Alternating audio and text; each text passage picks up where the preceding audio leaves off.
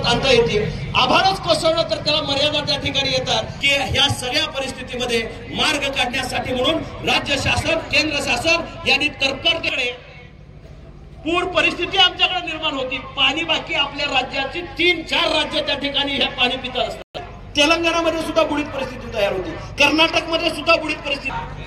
जे अतिक्रमण या ठिकाणी नदीपात्राच्या जवळ त्याच्यावेळी समुद्राकडे बोट दाखवतो त्यावेळी आपण निर्माण केलेल्या हिप्परगीचं धरण माग आहे.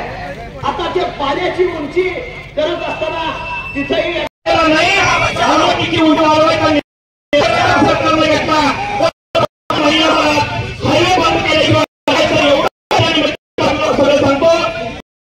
त्यानंतर 4 वेळा महापूर आला पाहिजे होता मुंबईमध्ये सुद्धा.